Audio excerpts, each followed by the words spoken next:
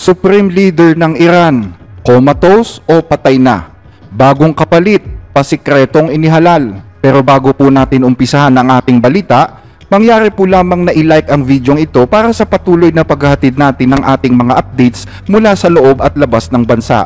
Malaking tulong po ang inyong like para sa aming mga content creator. Maraming salamat po.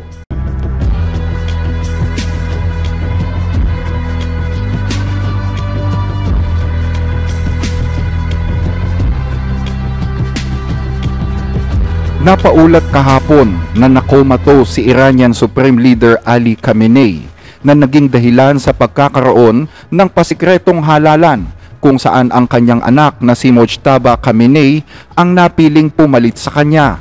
Si Mojtaba Khamenei, ang pangalawang anak ng 85 anyos na Supreme Leader ng Iran, ang sinasabing napili ng Assembly of Experts sa isang lihim na pagpupulong na ginanap noon pang September 26. Ang nasabing pagpupulong ay ginanap matapos i-pressure ni Supreme Leader Ali Khamenei ang mga miyembro ng Assembly na dapat na silang magkaroon ng isang desisyon patungkol sa taong papalit sa kanya. Mga pressure na may kasamang pagbabanta mula mismo kay Khamenei at sa kanyang mga kinatawan. Ang Assembly of Experts ay isang mahalagang institusyon ng sistemang pampulitika ng Iran. Ito ay binubuo ng mga kleriko o ulama na may pangunahing tungkulin na pumili, magbantay at kung kinakailangan, tanggalin ang Supreme Leader na siyang pinakamataas na pinuno ng Iran. Ang pagpili ng kahalili ay naging pangunahing prioridad ng rehimen matapos magsimula ang giyera laban sa Israel noong October 7 noong isang taon at matapos pumutok ang balita na mayroong mga espiya ng Israel na nakapasok umano sa hanay ng intelligence and security ng Iran. Ang pagkapaslang kay Hezbollah Chief Nasrallah at Hamas Chief Ismail Haniyeh sa Tehran ang nagtulak din daw kay Khamenei na magtago para sa kanyang kaligtasan, kung saan iilan lamang sa kanyang mga tapat na tauhan ang pinayagang makalapit sa kanya. Ayon pa sa ulat ng Atlantic Council, si Mojtaba ang tanging tao na pinagkakatiwalaan ng Supreme Leader at may malakas na impluwensya upang maging susunod na leader. Sa nakalipas na 2 taon, si Mojtaba Khamenei ay nagkaroon ng malaking impluwensya sa loob mismo ng rehimen ng Iran. Bagaman bihirang makita sa publiko, kilala siya dahil sa umano'y naging papel niya sa pagsupil ng mga protesta matapos ang halalan noong 2009 na nagbigay daan sa ikalawang termino ni Mahmoud Ahmadinejad sa pagkapangulo. Noong 2021, iginawad sa kanya ang titulong Ayatollah na tungkuling konstitusyonal upang magsilbing Supreme Leader.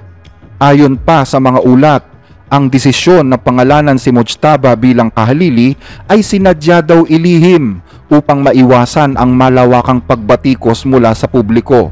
Iniulat ng Iran International na napagpasyahan ng asembleya na panitilihing lihim ang desisyon dahil sa pangambang magdulot ito ng malawakang protesta mula sa publiko. Naiulat na binalaan ang mga miyembro ng Assembly of Experts na haharap sila sa mabibigat na parusa kung may mga impormasyong lalabas kaugnay sa nasabing pagpupulong. Ang pangamba na magkaroon ng protesta ay bunsod ng hindi demokratikong proseso ng pagpili. Dagdag pa ang personal na pagtatalaga ni Khamenei sa kanyang anak para sa posisyong ito. Ang pagtatalaga sa kanya ng kanyang ama ay nagpapahiwatig na napagdesisyonan na kung sino ang papalit sa pwesto. Ito'y sa kabila ng kakulangan ni Mojtaba ng karanasan sa politika at kawalan ng posisyon sa rehimen. Ipinahihiwatig din ng mga ulat na balak talaga ni Khamenei na ipasa ang kapangyarihan sa kanyang anak habang siya ay buhay pa. Ito'y upang masiguro ang maayos na paglipat at mabawasan ang posibleng oposisyon. Dahil dito, inaasahan anya na hahawakan ni Mojtaba ang rehimen kahit buhay pa ang kanyang ama. Mula pa noong Sabado ay mayroon ng mga lumalabas na ulat na nasa comatose state si Khamenei. Sinundan pa ito ng ulat na inilabas ng New York Times na nagsasabing ang Supreme Leader ay nasa malubhanang kalagayan. Gayunman, hindi naglabas ng opisyal na pahayag tungkol dito ang pamahalaan ng Iran. Huling namataan ang Supreme Leader noong November 7 kung saan nagsalita siya sa ika-6 na sesyon ng Assembly of Experts sa pangunguna ni Imam Khomeini Hussainiya.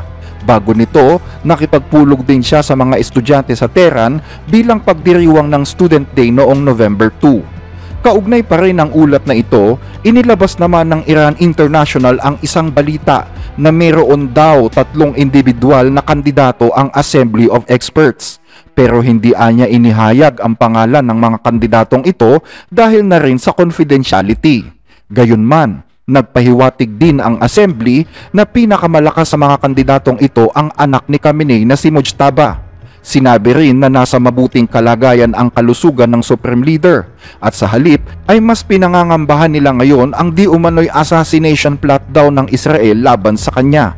Naniniwala din ang Assembly of Experts na ang panawagan ni Khamenei na magkaroon ng mabilisang desisyon sa pagpili ng papalit sa kanya ay isa umanong uri ng kabayanihan, kung saan napaiyak pa nga daw ang mga miyembro ng Assembly habang nagsasalita sa kanila si Khamenei.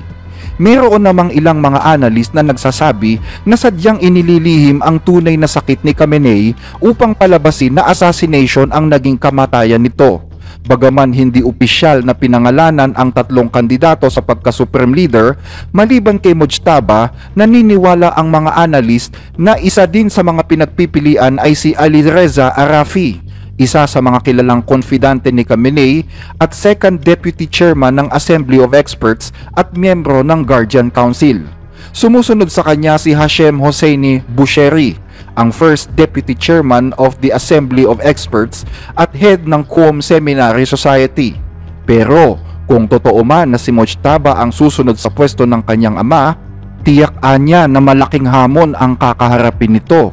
Maliban sa tumitinding tensyon sa pagitan ng Iran at Israel, haharapin din niya ang mga panibagong patakaran ng papasok na administrasyon ni Donald Trump. Dagdag pa dito ang lumalaking pagkadismaya ng publiko sa gobyerno dahil na rin sa kakulangan ng kuryente, natural gas at gasolina. Lumalaki rin ang galit ng mga mamamayan dahil na rin sa mahinang pamamalakad ng gobyerno. Dagdag pa rito ang puwersahang pagpapasuot ng hijab sa mga kababaihan na mahigpit na tinututulan at ang mga restriction sa internet na lalong nagpapaigting ng galit ng lipunan.